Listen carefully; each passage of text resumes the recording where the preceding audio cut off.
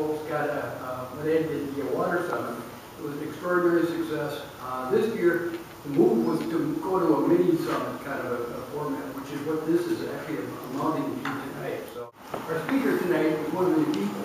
Dr. Mary Blinkenderfer came up with this 4 years ago. It's called the Gaston County Lake Challenge. And what we're really looking at is an opportunity to go ahead and evaluate exactly what your lake shore looks like.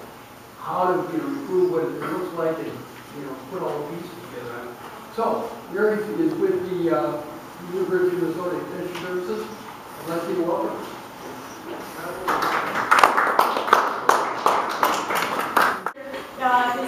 Is not necessarily to pass information on specifically on your lake shore, but what we can do to kind of spread the word, get other folks involved. People have questioned this, Mary the Lake Challenge, what's that about? Can't you find a better name for your program? And I said, I think it's the perfect name, and here's why. For about 14, 15 years now, I've been in this position, and I've been challenged to get the word out and around the state and do projects with people, help people with their shorelines, and I guess an alternate title to this would be Confessions of a Frustrated Shoreline Educator. We were one of 2 counties in the whole state of Minnesota to receive funding to do this, and so we're very fortunate. The eyes are kind of on us, so to speak, because LCCMR, actually earlier today, I couldn't be there, asked us to give a presentation on the results of this research. My challenge to you is to leave here tonight motivated with the tools you need to go out and talk, well, I guess first, to look at your own shoreline critically, if you have a shoreline.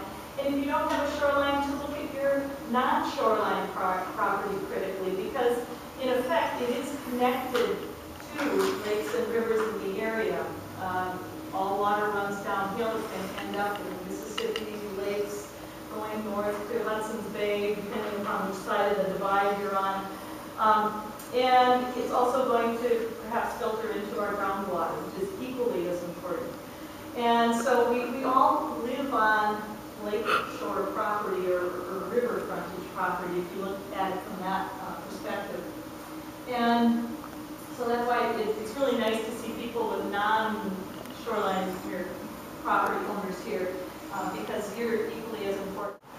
Another really interesting thing, of course, being kind of a science person and working for Extension, of course, if you ask someone where they go for lake information, it's going to be DNR, Extension, Soil and Water Conservation District, maybe the county zoning.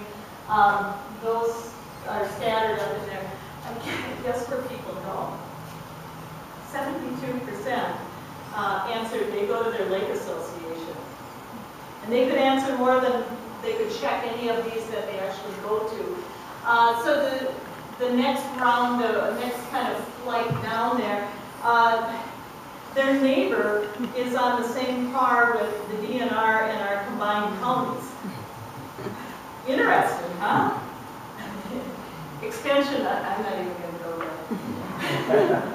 So, my question to you folks that are part of lake associations and are neighbors to somebody out there is, are you prepared? Are you prepared? If someone comes and asks you a lake question, what are you going to tell them to do? Where are you going to tell them to go? Another one, we're talking about lawns here shortly ago. Do you enjoy lawn maintenance? I mean, my uncle mowed for a golf course and loved every minute of it, so I know people in my family that love to mow lawns, and it's kind of instant gratification. What do you think the answer to that question? What percentage of the people, those 2/3 of anyone want to wait for a guess? 0 to 25. 75%. Anyone else want to guess? 75. Okay, you're getting it. Yeah, 40%. Okay, so now think about it. What is one of the sales pitches that we've been using to try to convince people to put in a buffer along their shoreline, to plant native plants along the shoreline? You can leave your lawnmower in the garage. You can let it grow cobwebs. How do you think those folks answered which one of these shorelines do you prefer? Let's start with the natural one down below. what percentage of them do you think preferred the natural one down below right? Guesses? 10%? 30? It's a good thing you guys are sitting down. 68%. These are people that want to be good stewards, and 68% want to do the right thing. This is in the Marcel. Marcel area. It may differ around the county, it certainly will differ around their state. Did they see these pictures? when they- This is the exact pictures they saw. It's set here. Replanted was 20. Lawn, even though 40% of the people like to mow the lawn, only 6% of them wanted it to shoreline. Interesting. Others included sand beaches or combinations of these, that sort of thing, another 6%. So, interesting. 68% actually. We didn't believe that, so we went out and did a boat-by survey of these lakes, just a visual sort of thing, and took notes and that. And actually 2/3 of the property owners have, roughly 2/3 have natural shorelines. Really nice. You see a little dock here, you can't see the house way back up in the woods. But these are the same owners when we were going around doing the surveys were saying, okay, is there anything